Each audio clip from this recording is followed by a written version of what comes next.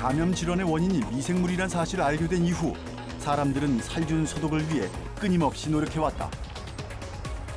문제는 지나친 청결이 역효과를 가져온다는 사실인데 유익균은 인체 건강에 매우 중요한데 몸에 있으면 좋고 없으면 그런 관계가 아닙니다. 필요한 존재, 필수적인 존재라고 볼 수 있죠.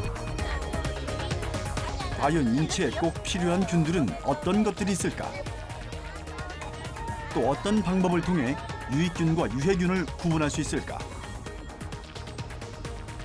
살균 시대의 역설, 균과의 조화로운 공생법을 살펴본다.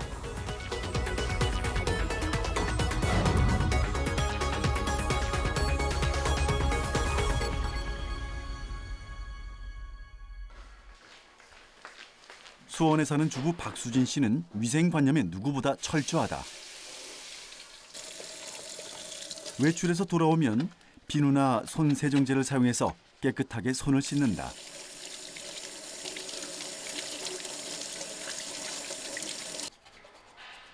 식사를 하거나 음식물을 섭취한 후에는 꼼꼼하게 칫솔질을 하는 것도 잊지 않는다. 보다 청결한 생활 습관이 건강을 지키는 방법이라고 믿기 때문이다.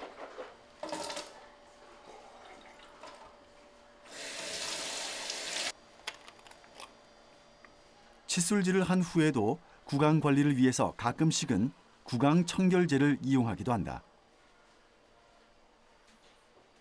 입안 구석구석 칫솔이 닿기 어려운 부분은 구강 청결제를 통해 깨끗하게 소독할 수 있기 때문인데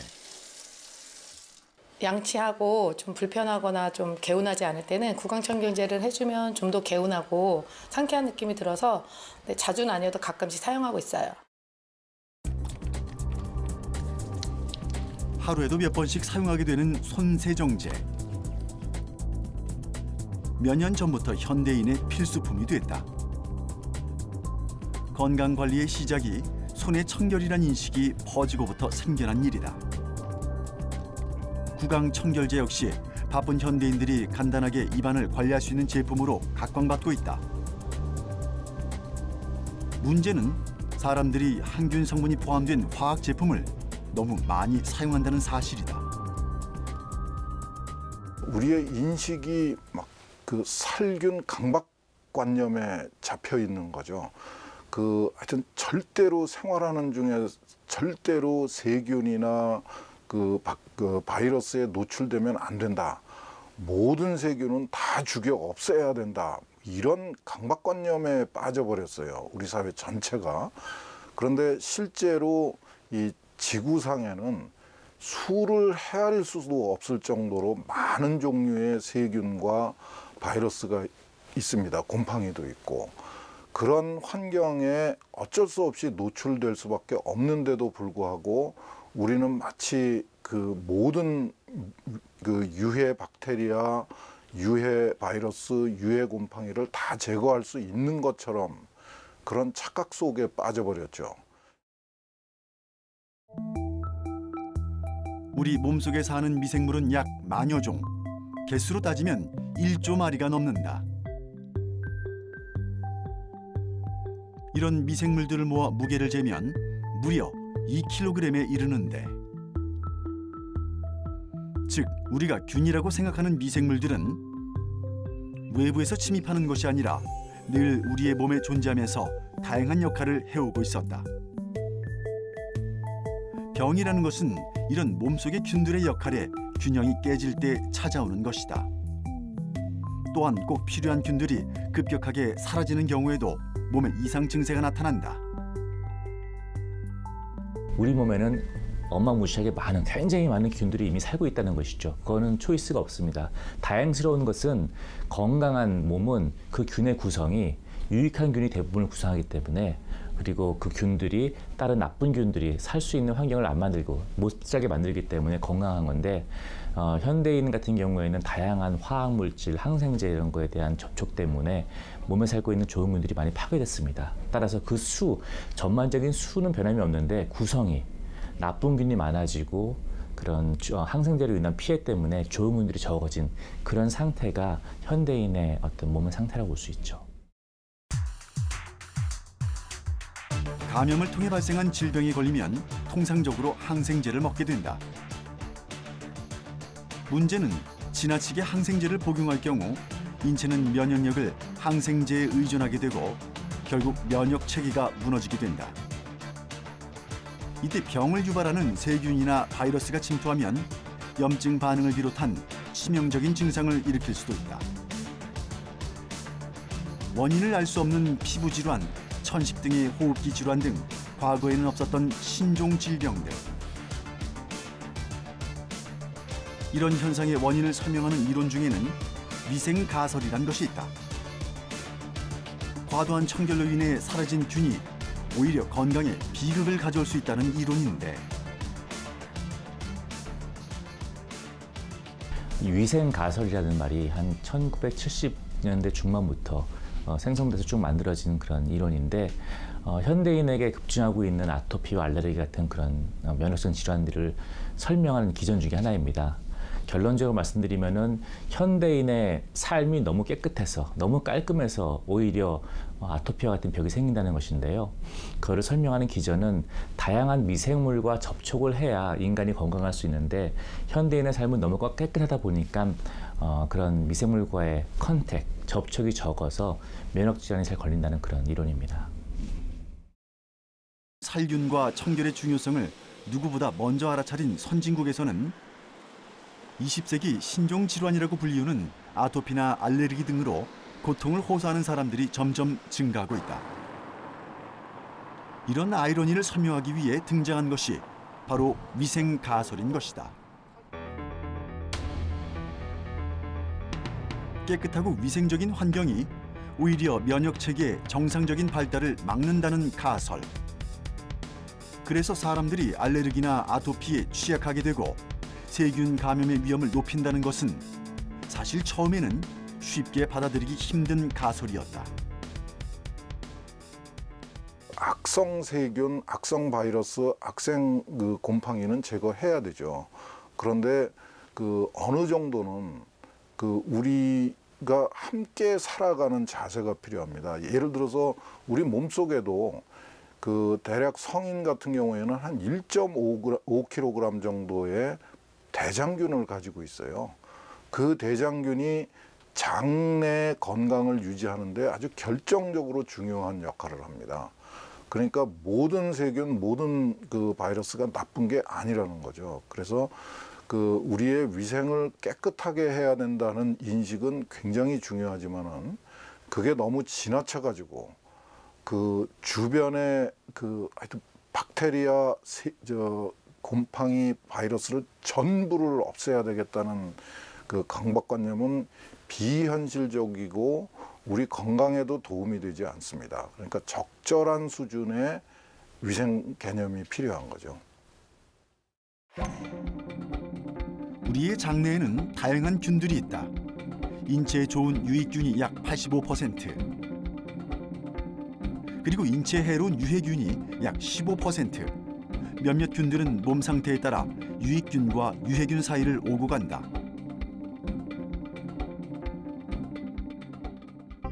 이런 유익균의 역할은 다양한데, 그 첫 번째로는 방어 기제 역할을 충실히 해낸다. 즉, 나쁜 균의 침입을 막아주는 것이다. 두 번째로는 소화 기능을 돕는다. 우리가 먹는 음식을 발효시켜 양분으로 만드는 것이다. 최근 과학자들이 연구하고 있는 유익균의 가장 중요한 역할은 면역체계 조절이다. 인간에게 튼튼한 면역체계가 없다면 건강을 유지할 방법이 없다.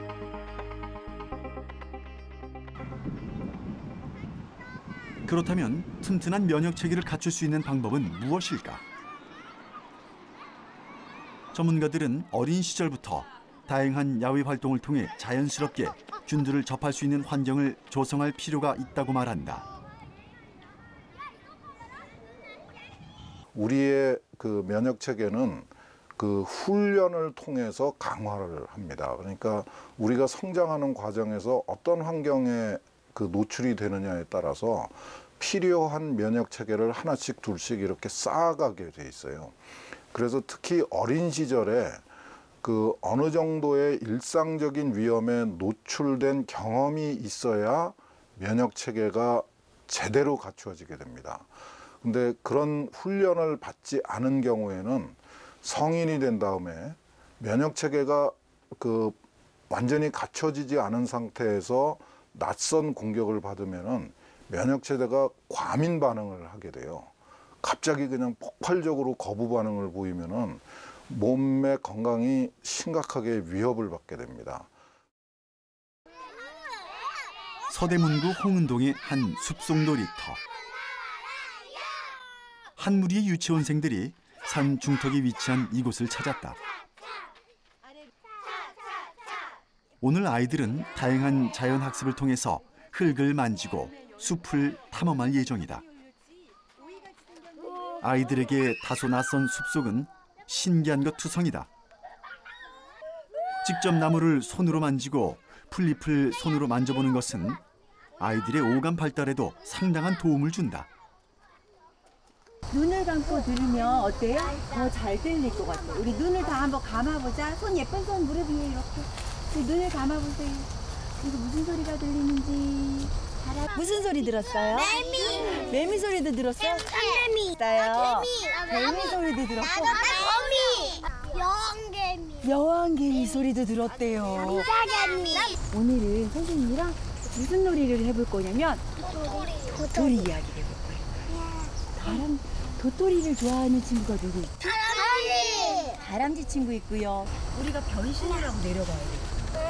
다람쥐가 지금부터 될 건데 모자 좀 벗어서 선생님한테 주세요. 여기 다람쥐 변신할 준비 됐어요? 여기 짜잔. 오늘 아이들은 다람쥐로 변신해서 숲을 누빌 예정이다. 가을 내내 부지런히 찾은 도토리를 겨우내 먹기 위해 나무 틈 사이, 풀숲 사이에 저장해 둔다는 다람쥐. 다람쥐가 된 아이들은 도토리를 숨기는 과정 속에서 흙장난도 치고 풀을 뜯고 노는 시간을 가진다. 하나씩 받은 이 도토리를 과연 어디에 숨겨놓을까? 준비 출발!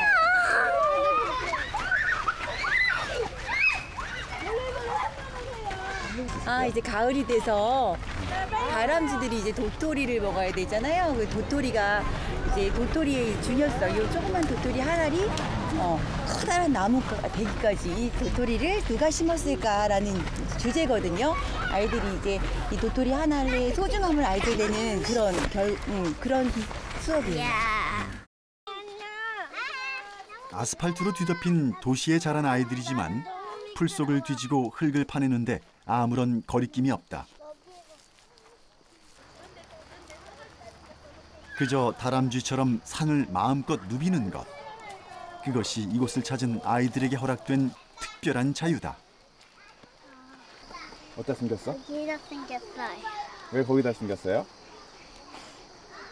못 찾을게. 나도 못 찾을게. 어디다 숨겼어요? 도토리. 안 돼요. 왜 안 돼? 살짝만 얘기해줘. 비밀. 야, 나 잡지 마. 맨손으로 흙을 만지고 흙 속에 있는 여러 동식물을 발견하는 과정 속에서 아이들은 자신도 모르게 다양한 균들과 접촉하게 된다. 매미 껍질 찾았어요. 그게 뭐예요? 매미 껍질. 매미 껍질인 줄 어떻게 알았어? 다 배워줬어요. 그런 거 만지면은 안 무서워요? 네. 흙을 접하고 이렇게 놀다 보면은 지렁이도 나오고요, 뭐 진해도 나오고, 뭐 공벌레 등등 많이 나오는데요.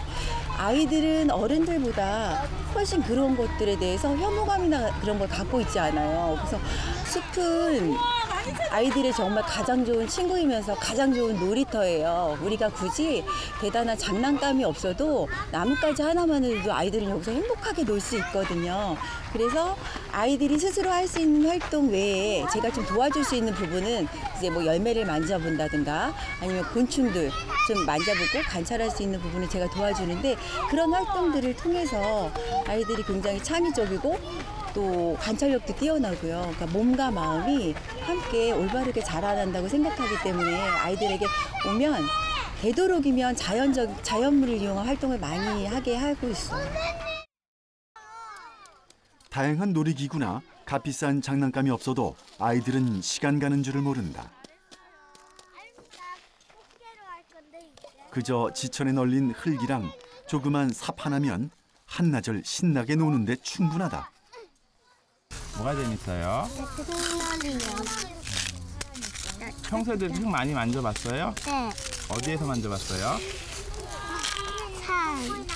산에서. 지금 와 있는 곳 말이에요. 놀이터에는 흙이 없는데요. 놀이터에 흙 없어요. 땅바닥만 있는데요. 우리 놀이터에만요. 땅바닥만 있어요. 근데 여기 와서 흙 만져보니까 어때? 저희 아직 흙을 안 맞았어요. 안 만져보고. 그래도 파기는 조금 손에 묻잖아. 맞아. 만지니까 어때요? 기분이 좋아요. 기분이 왜 좋아요? 부들하니까. 부들부들해서요. 아이들은 흙장난도 하고 적당히 때를 타야 건강해진다던 어른들의 말씀이 근거 없는 얘기가 아니었다. 심지어 흙에 사는 마이코박테리움이란 세균은 몸에 들어가면 행복 호르몬인 세로토닌의 분비를 촉진시킨다고도 한다. 인간이 건강하기 위해서는 항상 자연에 속해 있어야 되고 자연과 연결되어 있어야 되는데 아이들이 흙에서 뛰놀면서 그 단순히 흙을 만나는 것이 아니고 흙에 살고 있는 다양한 생명체, 즉 보이진 않지만은 다양한 세균들과 접촉을 하는 것이거든요. 따라서 아이들이 흙과 함께 노는 것은 건강한 어떤 삶을 살기 위한 건강한 면역을 구성하기 위한 필수적인 어떤 행동이라고 보는데 요즘에는 뭐 놀이터에 가도 뭐 인조 무슨 뭐 깔려 있고 그래서 그런 미생물과 자연과 함께 호흡하고 컨택할 수 있는 그런 기회가 많이 박탈되어 있습니다. 그래서 그런 흙과 함께하는 놀이, 흙과 함께하는 삶은 제가 봤을 때 굉장히 건강에 필요한 그런 과정이라고 볼 수 있겠습니다. 수원의 한 초등학교. 아이들이 아침에 등교하자마자 향하는 곳은 한켠에 마련된 텃밭이다. 1교시 수업이 바로 여기에서 진행된다고 하는데 아이들은 이미 텃밭 가꾸기에 익숙한 듯 도구를 들고 자연스럽게 흙 위에 자리를 잡는다. 일주일에 한 번씩 이루어진다는 텃밭 가꾸기 수업을 통해 아이들은 자연스럽게 흙을 접하는 시간을 가진다. 난 쪽파 신고 있었어요. 쪽파 심을 줄 알아? 몰라요. 처음 해봐요. 해보니까 어떤 것 같아요? 해보니까 재밌는 것 같아요. 처음 할머니가 하는 걸 보긴 했는데 해보긴 처음인 것 같아요. 이곳은 바로 수원에 위치한 아토피 특성화 학교. 이런 야외 수업은 평소 아토피가 있던 아이들이 증세를 호전시키는 데 많은 도움이 됐다. 그래서 아토피 증세가 있는 아이들은 일부러 이 학교로 전학을 오는 경우도 많은데 그중에 90%가 호전된 상태로 졸업을 하고 있다고 한다. 여기는 지금 아토피 특성화 학교인데요. 이제 흙을 만질 기회가 없지만 아이들이 직접 맨손으로도 흙을 만지거든요. 근데 흙을 만졌을 때 거기에 있는 미생물이나 이런 것들이 결코 유해하지 않고 인간에 유익한 미생물들이 많아요. 그래서 오히려 그런 것들을 멀리하기 때문에 병들이 많이 생기는 거거든요. 그래서 이제 자연 속에서 친화적으로 좋은 먹거리와 이제 흙을 만지면서 이제 그쪽에서 촉감, 모든 오감을 작동해서 활동을 하기 때문에 아이들이 정서적으로 또 안정이 되고 하기 때문에 여러 가지 효과, 아토피적인 면, 이제 피부 외적인 면 떠나서 이제 정서적으로 좋은 영향을 미치고 있는 것 같습니다. 땅콩을 수확하는 날인데 그때 자기 땅콩을 한 개씩 다 심어봤어, 그쵸? 네. 근데 땅콩을 지금 오늘 캐는데 내게 어느 건지 모르지? 기억 안 나지? 네, 자, 공동으로 같이 하는 거야, 알았죠? 자, 그래서 이제 시작! 난 저기 앉아서 초등학생이 된 아이들이 교실을 떠나 자연스럽게 흙을 접할 수 있는 기회는 이렇게 일부러 만들지 않는 이상은 쉽지 않은 일이다. 그래서 아이들이 더 흥미를 보이는지도 모른다. 네, 시작했습니다. 안 어려웠어요? 네. 쉬워요. 그냥 이렇게 옆에만 파고 이렇게 푹 푸면 사실은 힘으로 봐도 되는 거예요. 땅콩밭 한켠에서 열심히 땅콩을 수확하고 있는 6학년 김찬군. 작년에 일부러 이 학교로 전학을 왔다. 그동안 아토피 때문에 몸도 마음도 많이 아팠다고 하는데 아토피 때문에 아토피가 좀 심해가지고 여기 다른 학교 다니다가 수원에 다른 학교 다니다가 아토피 특성학교가 있다는 걸 알고 여기 전화 왔어요. 그전엔 상태가 어땠어요? 아, 상태가요? 입술도 막 부르트고 이제는 괜찮은데 여기 접히는 부위가 막 올라오고 빨갛게 이렇게 돼가지고 아토피가 엄청 심했었어요. 여전히 팔과 다리에 아토피의 흔적이 남아있긴 하지만 예전에 비해서 많이 좋아진 상태다. 학교의 생활 환경과 이런 야외 수업들이 아토피 증세를 호전시키는 데 도움이 됐다고 한다. 대체 학교는 어떤 환경을 조성해 놓았길래 아이들의 아토피 질환을 개선시킬 수 있었을까? 우선 교실과 복도가 편백나무 등의 친환경 자재를 이용해 꾸며졌다.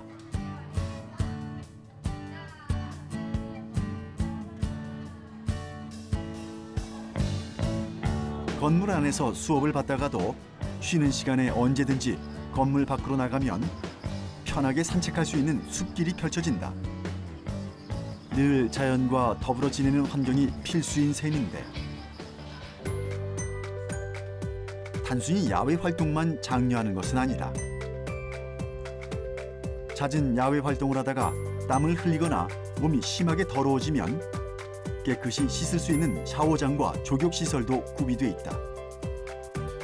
적당한 청결 교육과 적당한 야외 활동.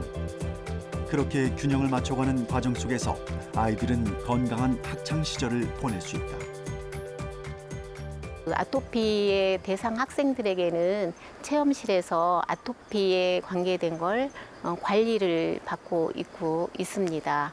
그리고 특히나 그 아이들의 심리 치유를 하기 위해서는 이렇게 넓은 텃밭을 이용해서 흙을 이렇게 자유롭게 만지고 씨를 뿌리고 가꾸고 해서 자연의 소중함도 익히고 그다음에 친환경 이 작물을 재배하면서 친환경이 좋은 점도 공부를 해가고 있습니다. 그래서 이렇게 흙을 만지고 자연스럽게 하면서 면역력이 증가되어서 아토피 치유에도 도움이 되고 있습니다. 건강한 신체를 위해 일상에서 접촉하는 균만큼이나 중요한 것은 바로 우리 몸속에 존재하는 미생물들이다. 이것을 장내 미생물 물이라고도 하는데 이들은 장내에서 하나의 생태계를 이루고 있다.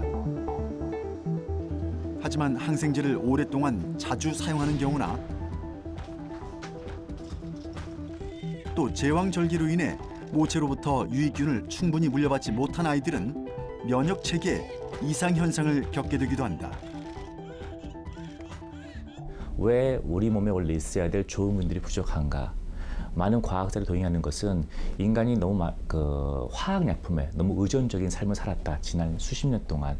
대표적인 것이 항생제, 그리고 방부제, 여러 가지 음식물에 들어간 화학 첨가제들을 대표적으로 꼽고 있습니다.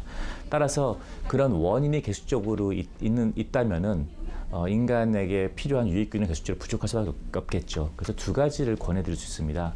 부족한 유익균을 채워주는 행동, 그리고 유익균이 잘 살 수 있는 환경을 만들어주는 것인데요. 부족한 유익균을 채워주는 방법은 잘 아시는 유산균들이 많이 들어가 있는 발효식품, 김치, 치즈, 요거트, 다양한 어떤 음식을 통해서도 접할 수 있겠고요. 또 요즘에는 그 프로바이오틱스라고 해서 필요한 유익균만 정제해서 고농도로 섭취하는 형태도 있습니다. 장내 미생물 무리를 활성화시킬 수 있는 방법 중에 하나는 좋은 균들이 많이 함유된 음식을 섭취하는 것이다.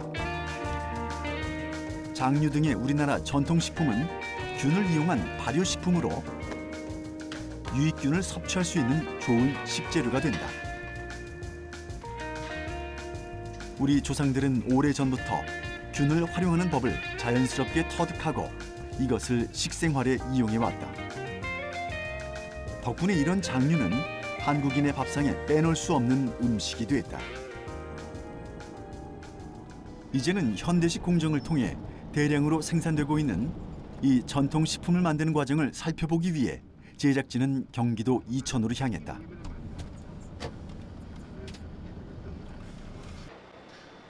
공장 입구에서는 생산된 장류들을 옮기는 작업이 한창이었는데 기계화, 대량화된 시스템이다 보니 하루에 생산되는 장류의 양이 엄청나 보인다. 분주한 공장 한켠에서 공장을 방문하는 사람들과 지역 주민들이 직접 재배한다는 텃밭을 볼 수 있었는데 전통장의 원료가 되는 콩이 자라고 있었다. 이곳에서 생산되는 콩 역시 장을 만드는 데 이용하고 있다고 한다.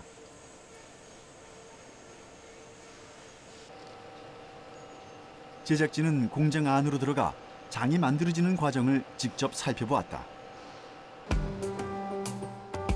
관리자를 따라 찾아간 곳은 제국실이라고 불리는 곳인데 쉽게 말하면 현대적 방식으로 메주를 띄우는 곳이다.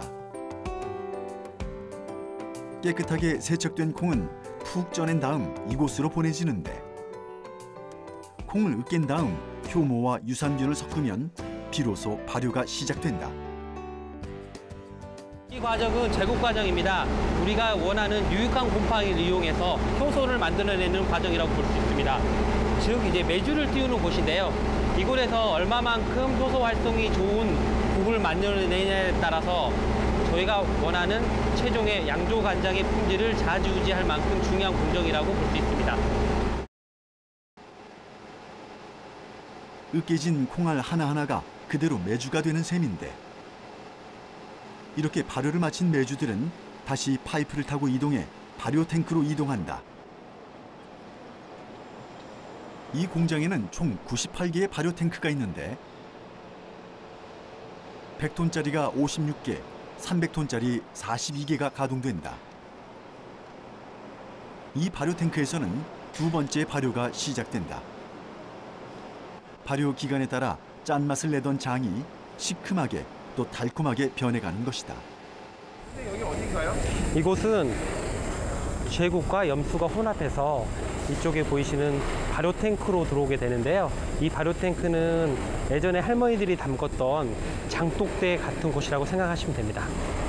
이 탱크 안에서 총 6개월이라는 시간 동안에 발효 숙성 과정을 거치게 됩니다. 그러면서 커다란 고분자 물질이 저분자 물질로 되면서 실제 우리가 맛이라는 것을 나타내는 간장이 이쪽에서 비로소 만들어지게 되는 것입니다. 한 달 정도 발효가 되면 유산균 덕분에 시큼한 향이 나지만 두 번째 달부터는 효모가 작용하면서 제법 간장다운 색과 맛을 낸다. 가장 화려한 간장의 변신은 5달과 6달 사이에 일어난다는데 그렇다면 장을 만들기 위해 섞는 균들은 어떤 종류가 있을까?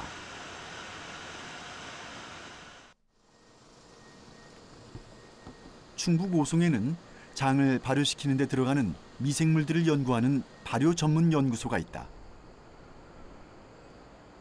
제작진은 발효 과정과 그 속에서 작용하는 균의 역할에 대해 보다 자세히 살펴보기로 했다. 발효를 보다 전문적이고 세분화하여 연구할 수 있도록 배양실, 원료실, 종균실 등 다양한 전문 실험실을 구비하고 있는 발효 전문 연구소. 제작진은 이곳에서 다양한 종류의 균들을 만날 수 있었다. 장을 만드는 것은 굉장한 시간과 노력이 요구되는 일이다. 발효 과정에서 환경의 영향을 많이 받기 때문이다. 또 많은 종류의 미생물들의 상호작용을 통해서 이루어지기 때문에 재료의 선택도 까다로울 수밖에 없다. 예, 지금 요 세팅되어 있는 것은 이쪽은 이제 된장과 간장을 만드는 데 들어간 사용된 미생물과 콩에 있는 단백질을 분해할 수 있는 그 곰팡이를 이렇게 배양해서 눈으로 볼 수 있게끔 해드린 거예요.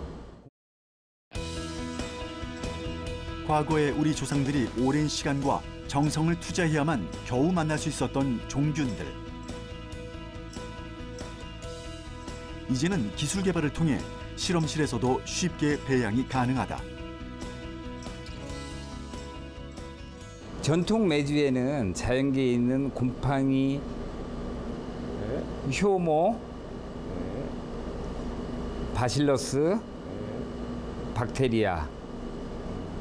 현대화에서는 여기에 있는 이런 유용한 미생물들을 분리를 해서 곰팡이, 효모, 유산균, 바실러스들에 의해서 맛과 향을 만들게끔 한 겁니다. 그래서 이게 전통의 메주라고 생각하면 현대에 대한 콩알 메주입니다. 이게 곰팡이를 파종해서 효소를 생산하는 공정입니다.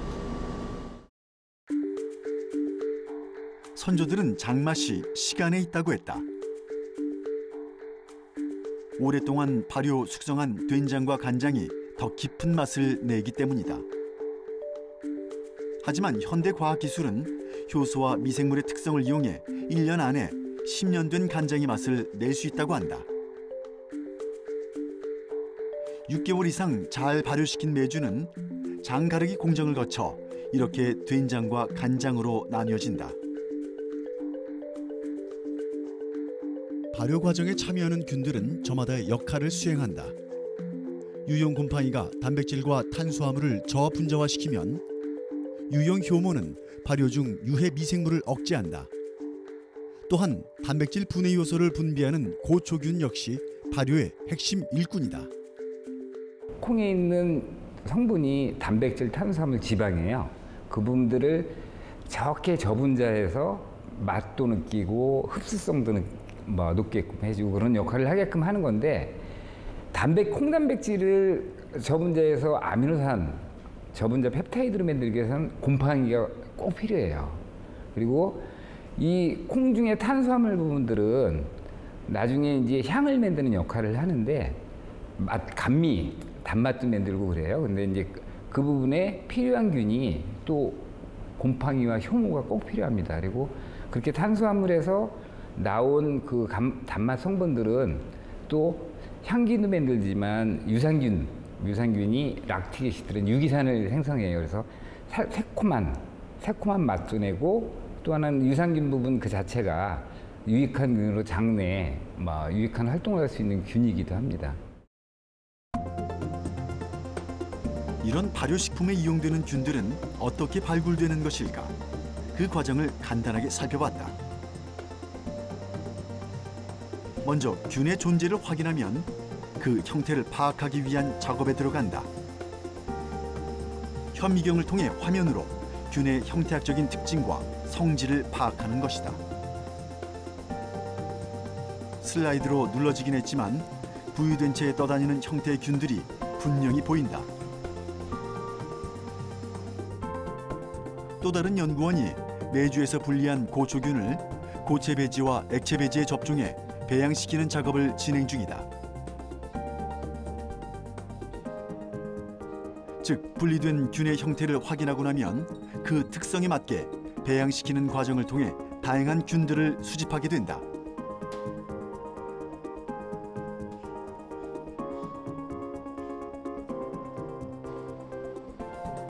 분리된 미생물들이 성분학적으로 또 유전공학적으로 유용한지를 확인하는 과정. 이렇게 균 하나를 찾아내는 것에도 장을 만드는 것만큼의 정성과 노력이 필요하다. 균의 유용성을 확인한 후에는 다시 발효 숙성시킨 후 원하는 맛과 향을 낼 수 있는지를 최종적으로 확인한다. 이 분리된 미생물들을 이용해서 테스트를 할 때 이 부분들이 잘 발효 숙성되죠. 숙성되고 나면 여기에 이제 향기 성분, 그 다음에 맛 성분 중에 아미노산이나 저분자 펩타이드, 그리고 미네랄, 그리고 유기산, 유리당류들이 어떻게 분포하느냐를 이렇게 실험을 해서 그 부분이 목적에 맞으면 저희가 현장에 적용할 수 있는 균이 이루어서 탄생이 되는 겁니다. 이런 과정을 통해서 탄생한 균들은 이 연구소에서 가장 귀한 대접을 받는다. 소수 인원만 접근 가능하다는 보안실의 냉동고. 조그맣게 동결 건조해서 앰플로 보관된 균들은 곰팡이, 효모, 박테리아로 각각 수백, 수천 종에 이른다고 한다. 균의 소중함을 알고 활용 방안을 연구하고 제대로 관리할 수 있었기에 얻어진 보물상자. 이 균들 덕분에 우리는 전통 장의 맛을 보다 쉽게 접할 수 있다. 미생물을 잘 활용하면 저희들이 원하는 그 식품이나 아니면 기능이 있는 그런 제품들을 만들 수 있습니다. 그래서 그 미생물을 이용해서 하는 게 발효라고 하는데요. 그 발효 식품의 장점은 원재료에 있는 유용한 성분들은 그대로 유지하고 아니면 그 성분들을 흡수하고 섭취하기 쉽게끔 해주는 게 발효라고 생각합니다.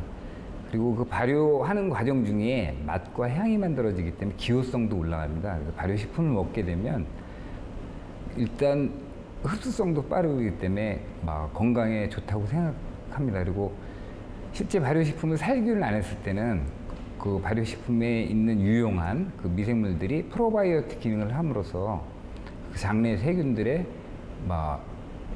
컨트리를 구성하기 때문에 발효식품을 드시면 건강에도 좋다고 생각합니다. 위험성이 존재한다고 해서 균 그 자체를 무조건적으로 배척하는 태도는 우리 몸에서 꼭 필요한 유익균마저 죽여버리는 악순환을 가져온다. 균의 성질에 대해서 제대로 알고 그 활용 방안에 대한 고민과 연구가 더 필요해 보인다. 이 작은 존재들을 맨눈으로 볼 수 없었던 시대에 우리 조상들은 균의 가치와 이미 그 활용법까지도 알고 있었다. 이제 그 지혜를 이어받아야 할 때다. 인간과 미생물을 얘기할 때 공생이라는 단어를 많이 사용하는데요.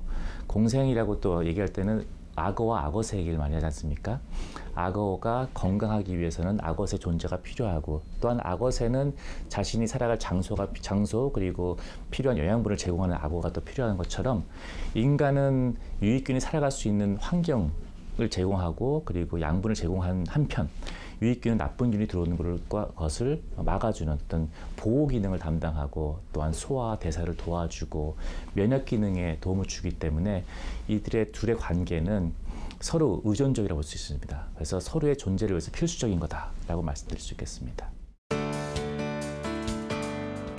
인간의 삶은 눈에 보이지 않는 균들의 상호작용에 의해 이루어지고 있다.